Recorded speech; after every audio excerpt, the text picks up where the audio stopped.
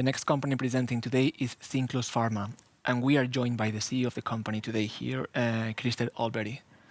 Cinclus is a Swedish unlisted biotech working in the space of acid-related diseases with a focus now on the treatment of GERD with their lead asset, linaprazan glurate. And Christer, I'll give you the word now. Okay, thanks a lot. Thank you very much. And I go directly to the first slide. And yes, as we heard here, I mean, Cinclus Pharma, we are a Swedish pharmaceutical company focusing on gastric acid-related diseases.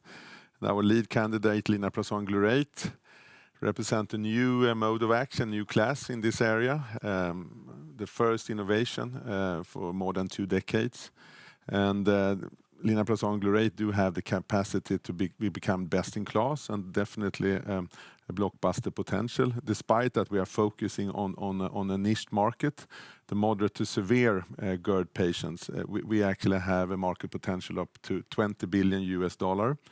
We have finalized our phase 2 study in the end of last year, and we are preparing for the phase 3 program starting up in the end of this year or in beginning of next year. And we are, despite we are not listed public company, we do have a strong investor base that's supporting us in the future, with very good track record within this area. Before going into the company, I can just introduce myself. I'm the CEO of the company. A long background, almost 30 years within the pharma industry, both from medtech, but most from the pharma industry. Came from Sedana Medical before I joined Cinclus. Also have been part of the MedCap group, established also ASI here in the Nordic area and the Baltic area. And also was part of the journey of MEDA in the beginning. And I started my career at Astra and also participated in the launch of Nexium, which is relevant in this case. When talking about AstraZeneca, the company's substance linaprazan glurate is originally developed at Astra, and we have further developed it into a prodrug with the definitely potential to become market leader in this area. We have also the management team and the overall team have long experience from, many of them have long experience from AstraZeneca and specifically within this area as well, both in product development but as well in commercialization. Let's go into the market. GERD, the disease, is not very complex disease. It's caused by acid coming up in the esophagus from the stomach and gives symptoms and also erosions in the esophagus, which is not good. And you can treat it by reducing the acid production in the stomach, and that has been done over the decades by proton pump inhibitors. Losec, Nexium, the inventions from AstraZeneca. And they are good, but more in the milder patients, and the more moderate to severe patients, 30 to 50% actually lacking effect enough from the PPIs.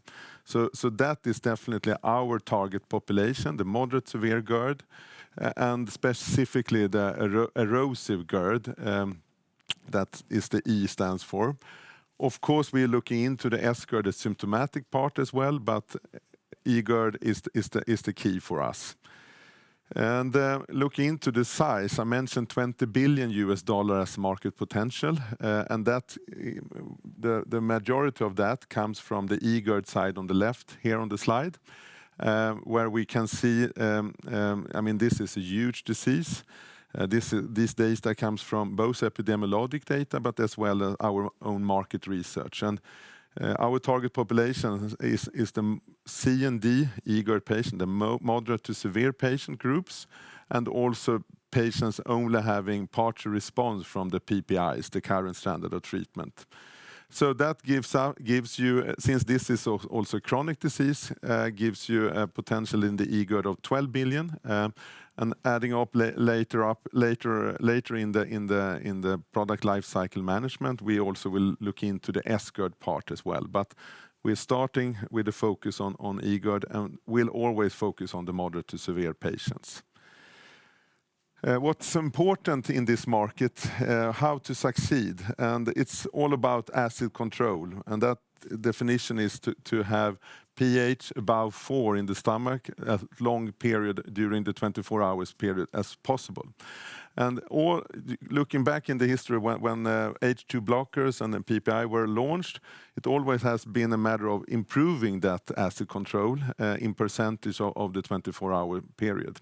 And that was the reason why Losec, Prilosec and Nexium became the most sold drugs in the world.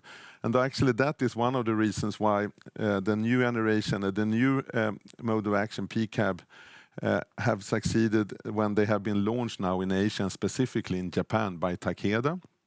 And they are now the market leader thanks to their improvement in the acid control.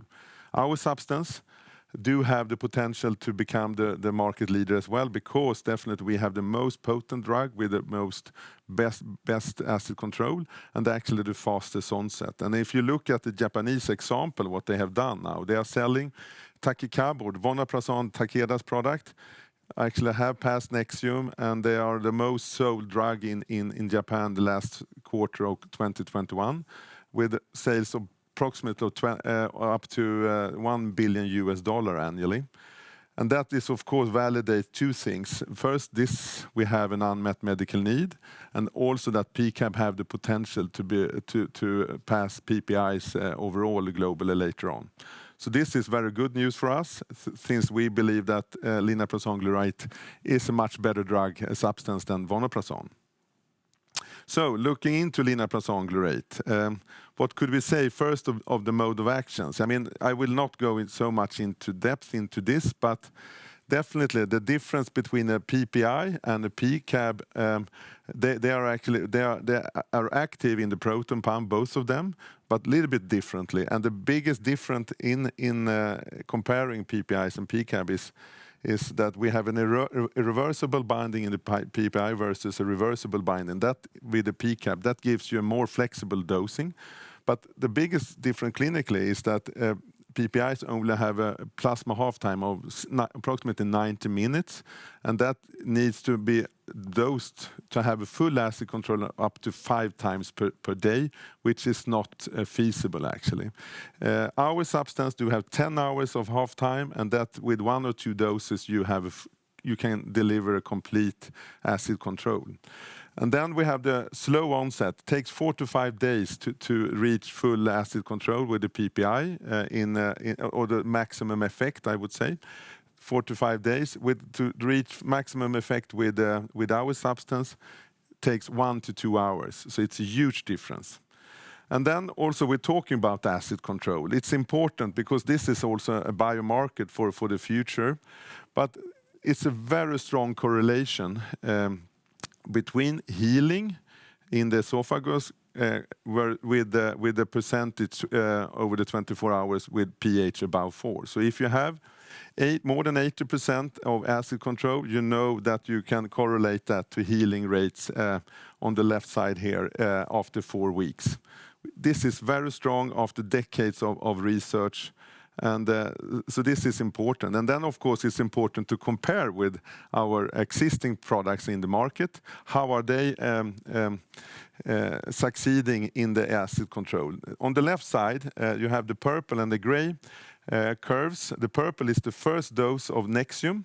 And there you can see that they barely reach above pH 4, which is the dotted line, over the 24 hours here. So the goal is to reach above the dotted line as long period as possible. After the 5th dose, after 5 days, still it's a little bit better, but still many hours below pH 4, which is not optimal for the moderate to severe patients for healing. This is our phase 1 study, the green curve, where you can see already after the first dose, after 1 to 2 hours, you reach pH 4 and you stay there over the 24 hours. So this is a fantastic improvement in acid control. Comparing on the right side here, we have compared the vonoprazan, the Japanese PCAB, and that's the blue curve superimposed on ours, so it's not the same study. But nevertheless, you can see the difference, both in onset. It takes them 2 to 4 hours to have that onset. Still is the first day, so it's better than the PPIs. But also you can see in the night hours, you have problem dipping below pH 4. So this is important differences now when we're going into the clinical effects as well. So therefore, I would like to show you short about our phase 2 results, and that was a study that was performed to find the right dosing for the phase 3 study program. And that's important for us, of course, to succeed there. It was performed in US and Europe, and we compared 4 different doses with our substance, and the main group was the moderate to severe patients. And we had also an active comparator in lansoprazole, which is an ordinary proton pump inhibitor similar to Losec and Nexium. That was the purpose with that was to have a safety comparison, so we could have something to refer to when it comes to side effects. It was a 4-week study, and that is much shorter compared to normally what you want to do is 8 weeks. That is the standard treatment in this case.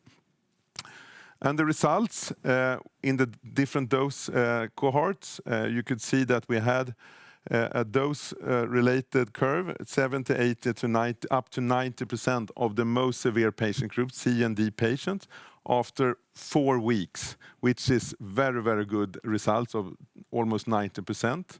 So that's a good results. Also looking into a different dose improvement, or not dose improvement steps in healing. Going from D to C is 1 improvement, and D to B is 2 improvements. And here you can also see a dose-related response, where 75 milligram is the highest effect, and then it's fading off in the 100 milligrams. So this is an optimal dose range curve, I would say. But it's also interesting to compare now for the future versus potential competition. That was not the purpose with the study, but nevertheless, we could not resist to do that. We had, as I said, we have C and D patients, the moderate to severe patients, and after 4 weeks, we had almost 90% healing of that. And that should be compared then to this Japanese substance, vonoprazan, that have done a study, phase 3 study now in Europe and US. After 8 weeks, they had 92%. So that's very similar, actually, but we did it on the half of the time. And also we have seen that we had also twice the proportion of the hard-to-treat patients, the D patients.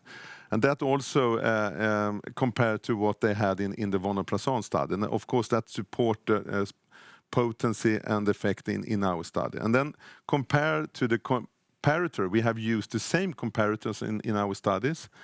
And lansoprazole, we had a huge difference with more than 50% delta versus them, which is enormous difference. After 8 weeks in the vonoprazan, we saw a difference of 20%, which is indeed good, but nevertheless, it's a big difference in the figures here. And also, we wanted to quality check this, so we used NICE, the UK authorities. They have done a systematic review on the effects of all PPIs over the years in all data that is available. And what we could see from their review is that lansoprazole in the NICE review after 4 weeks with C and D patients should have a healing rate on 43%, which is in the same range as our study showed.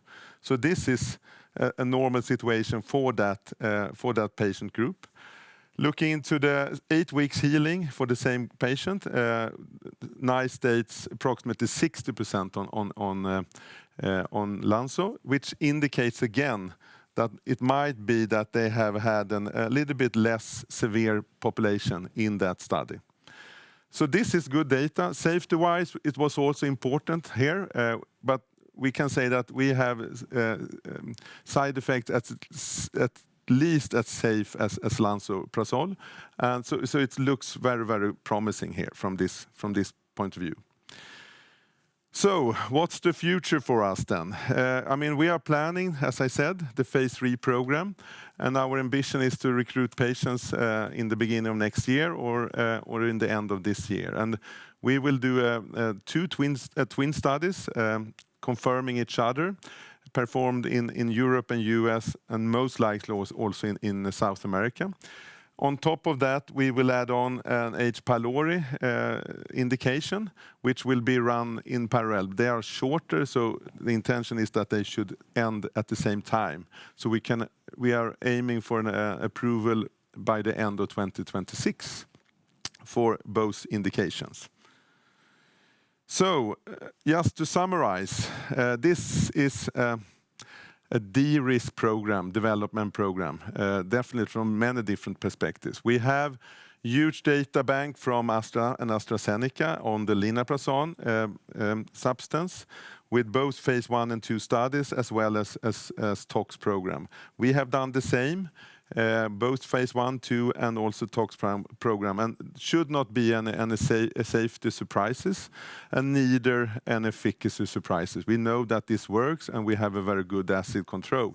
And that's, of course, support us in the biomarker here, as you see. That since we have a good acid control, we know that we will have healing of these patients. We also have had plenty of interaction with the authorities, so we know their request, and we are confident that we can deliver on what they are asking for. So, but then, of course, it's a matter of commercialization and strategies on that, and differentiation is key to succeed. And what we are focusing on is, of course, that we will take patients from the PPI markets, and here we are quite confident that we have a really good differentiation possibilities, but we also prepare for showing a comparison versus potential PCABs on the market. And looking into first then, we can look at the plasma half-life. We have can already tick that box. We have a longer plasma half-life, which gives you a longer duration. We have the fastest onset, and we have the most best acid control as it looks now. And also in the phase 2, we had the ambition to show full effect after 4 weeks, instead of 8 weeks, which is the standard, which we actually now almost ticked off. Of course, we need to have the phase 3 program to show that as well. We are aiming to show superiority versus PPIs, both after 4 and 8 weeks and after maintenance 6 months treatment. And then also looking into the symptoms, where we are also focusing on a special validated symptom score that is now accepted by FDA, which will be unique for us. And there also we will focus on the nocturnal nighttime symptoms, which you remember, the dip in the acid control, which we believe is very important. And this is a symptom that many patients suffering from. Almost 50% of all GERD patients are complaining about nighttime symptoms. So that could be definitely an important differentiation factor in the future. So that's how it looks. And target approach, market approach, we will have a targeting market approach where we are positioning the product for moderate to severe e-GERD and patient with partial response to the PPIs.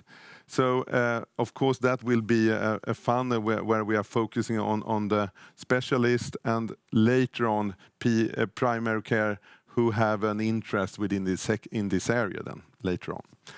And when it comes to partnership approach, we are focusing on out-license this, and we have already a partner in Asia, and we are working in China with via Sinorda, which is our partner. They have a sub-licensee in China, and there they have already submitted the application to the Chinese authorities. So hopefully we will have a first approval in the world then in China 2024, and the launch thereafter by Shanghai Pharma, which is a very big Chinese company. In Europe, we have ongoing discussions, and of course we are looking for a licensing partner here, and we also will intensify the work in US also from now on. IP-wise, what we could say is that we have a strong protection, both patents, We have, including the extension that we will have in Europe and US, we are looking for to have patent until 34 and 35. New applications done, pending now, and hopefully they will be approved, and which we believe they will be during this year. That gives us patent until 40, 41. But on top of that, we also have the data exclusivity. In Europe, you get normally 10 years then from approval. And in US, normally you have 5 years, but we have now a grant from the FDA, thanks that we are also going for the H. pylori indication, that we can extend that exclusivity by another 5 years. So we have 10 years also there. So with that said, I just wanted to finalize this presentation and give you just a short summary then. I mean, linaprazan is a substance that definitely address unmet medical need with a huge potential in market potential and potential to become best in class. This is historically developed by Astra and AstraZeneca, and we have further developed it into this prodrug and further improved it, I would say. And now with our phase 2 results, we are confident that we have a very good substance and a very potent substance with a good IP protection and actually with a strong support from our current investors, and also with a very good leadership and the management and the team that are, I would say, very experienced in developing these kind of drugs before. So with that said, thank you for your interest. Thank you very much, Christer, for the nice presentation. And we can now start with a few questions. Yes. I would like to start asking you, well, I mean, of course, the data you have generated in the lead study, it's really good. I mean, you show this potential to show superiority after only 4 weeks of treatment. And this is something that Takeda or Fathom in the US have not managed to show with 8 weeks treatment. And I was wondering, when you speak with specialists and key opinion leaders, how much weight do they put in a potential superiority in healing rates after, let's say, 4 weeks? Yeah, I think that is, I mean, we have, of course, advisory boards and then experts that we have ongoing discussions with. And also from our market research, we can see that 4 weeks is definitely a key parameter to look into. And if you can show that difference and you can differentiate yourself versus the other with that will definitely have a efficacy claim to be used strongly in the market. And in terms of market potential, is it something that doctors would put a lot of emphasis in the healing rate, or it's more the symptomatology, superiority in symptom relief? Healing, among the specialists, of course, it's a combination, symptoms and healing. But the key is the healing, because if you're not healing the patient, there is always a risk that you reach. That you can have, I mean, a risk of cancer in the end. So you want really to heal the patient and keep them healed, because this is a chronic disease. So if you stop the treatment, normally you get it back after a while. But of course, symptom is what the patients are asking for. So that is, of course, also important. I mean, and symptom has been more tricky to show differences in before. But now with our validated score system, I think we have a chance also with the acid control. Yeah, no, that makes sense. And a second question is in the phase 3 that you intend to start by the end of the year or potentially beginning of next year. Yeah. Are you planning to power it to show superiority at 4 weeks or 8 weeks? Because that would change. Absolutely. It will be powered to show superiority in the factors I just mentioned here. So also after 4 weeks. Okay. Also after 4 weeks, yeah. And I was wondering if you could give us some words on the H. pylori potential label that you need in order to expand your patent, well, your protection in the market. Could you give us some words on what is the intended label that you need there and how easy will it be to achieve it? Yeah, it's actually, we have already the grant from FDA. So what we need is to get the indication, eradication H. pylori. Yeah. So that could be either a standard indication, but in our way, I mean, long-term view is to actually to reduce the usage of antibiotics and reduce the risk of resistance. So we think that we have, and what you normally when you treat an H. pylori, you need to increase the pH in the stomach actually for the antibiotic to be active in the stomach, and without they are not very effective in an acid environment. So you need then to have a pH up to 6 or almost 7 sometimes. Since we have so good acid control, we believe that we can actually deliver a drug with only usage with one antibiotic. Yeah. So you can reduce also the resistance of antibiotics. And no plans to show superiority compared with PPI treatment? Yeah, well, yeah, that will be definitely the case, but that's not needed to get the 5 years extension, so to say. Okay. And one last question. Could you let us know a little bit on your current cash position and the capital needs that you need for your Yeah, I mean, what we need is, of course, to address this potential and also to initiate these clinical studies that we talked about. We need that additional funding. And that is what we are working on now. And a program of the eGERD and H. pylori, we are talking approximately about 1 billion SEK. Okay. Christer, thank you very much for being here with us today and for the nice presentation. Okay, thank you very much.